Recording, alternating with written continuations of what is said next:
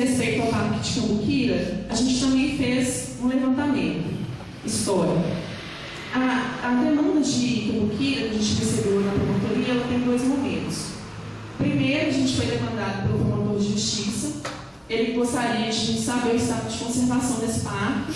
Em dezembro de 2012, as minhas colegas de trabalho, a Neise, que é historiadora também, e a arquiteta, a Andréia, estiveram aqui em Cambuquira para fazer um laudo de verificação do estado de conservação do parque, verificaram que ele está em ótimo estado de conservação, em bom estado de conservação. E um outro momento da nossa demanda de respeito a Cambuquira é que logo depois da finalização desse laudo, nós recebemos uma demanda do município solicitando que fossem limitados os valores, os valores culturais do parque para a proposição de tombamento. Como eu disse, é um interesse do município, não foi um interesse vertical, de cima para baixo, que esses bens fossem protegidos pelo tombamento. O Parque de Cambuquira também tem sua história datada no século XIX, então são registros antigos de constituição. Nesse ano foi iniciados os trabalhos de isolamento das fontes, sob a responsabilidade de um químico, que foi contratado pela empresa União Industrial dos Estados do Brasil. E no final do século XIX, quase na virada para o XX, o estabelecimento foi entregue ao público já.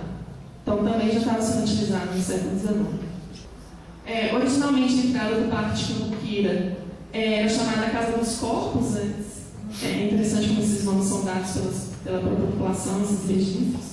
Eram onde ficavam os recipientes mesmo, que as pessoas podiam ir nas fontes e abastecer com as águas minerais. E ao redor da Casa dos Corpos estavam as fontes que tinham abrigos feitos de materiais importados da Europa. O parque também contava com duchas e com consultórios, onde os médicos prestavam atendimento médico e prescreviam as áreas para diversos tratamentos. Então, essa questão de existirem médicos nos parques minerais, assim como ocorreu em São Lourenço, também acontecia aqui em Cambuquira.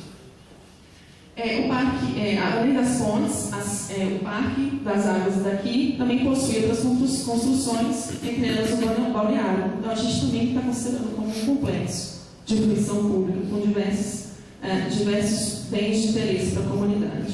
O Parque das Águas, do início do século XX. A entrada do Parque das Águas, a fonte gasosa e a fonte do Doutor de Souza Lima. A gente pode verificar que o local se insere no universo de bens culturais relevantes para o município. Ele se insere fortemente na paisagem, então é um bem de valor cênico, paisagístico. Ele registra essa importância para os moradores que fazem uso constante desse parque e para pessoas de outras cidades que vêm até aqui para usufruir dessas áreas também. E durante a vistoria, em 2012, a Andréia e a Neise, elas constataram que ele é diariamente frequentado por moradores, pessoas idosas, grupos escolares, crianças, além dos turistas que a cidade recebe. Então, um espaço de ampla fruição.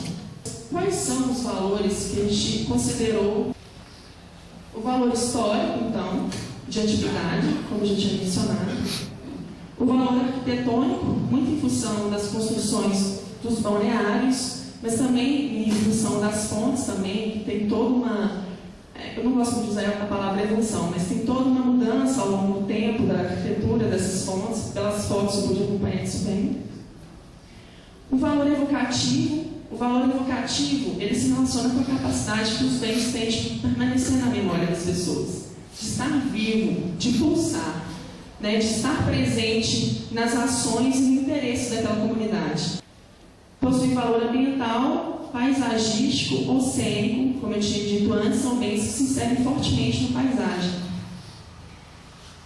E esse valor garante relevante potencial turístico. Vocês também já estão cansados de saber disso, né? Vocês corroboram esse entendimento. E desde que houve essa história, quando o véu da noite cai, erguem-se os astros em glória